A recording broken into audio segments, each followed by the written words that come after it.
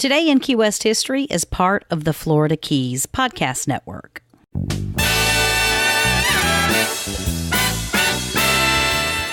Dr. John Maloney opened the Key West Drug Company with a partner in 1903. Less than a year later, the partnership dissolved and Dr. Maloney became the sole proprietor of the business.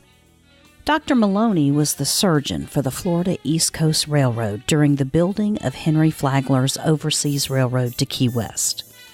In 1908, a construction explosion up the Keys injured many workmen, and they were The island city could not accommodate so many patients at one time, so the doctor hurriedly had beds set up in his office building at 532 Fleming Street, next door to the pharmacy. The emergency crystallized the doctor's ambition to have a hospital in which to perform operations. It's believed that with the help of Henry Flagler, he purchased the office building, moved it to the back of the lot, and enlarged it. On October 6, 1908, the Louise Maloney Hospital, named in honor of his wife, became a reality.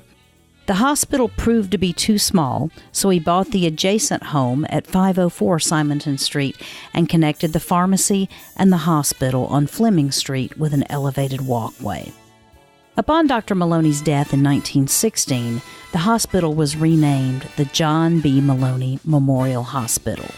The operating room had a cement floor and all the contrivances necessary to preserve a perfectly aseptic condition, and it was fully equipped with modern instruments and appliances.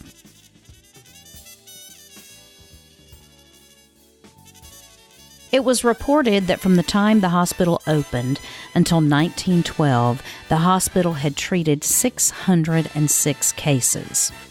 One of the more interesting cases was when Mr. Upton Sinclair was a patient for a short time.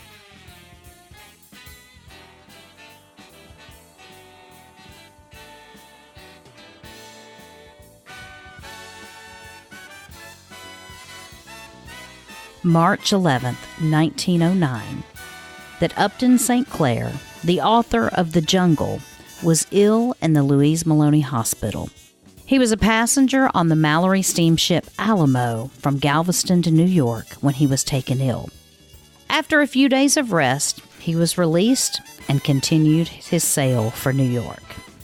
And that's what happened today in Key West History. Today in Key West History is brought to you by 43 Keys Media. You can find this program as well as others as an Alexa Flash Briefing. You can find us on YouTube, and you can find us anywhere you listen to your podcast.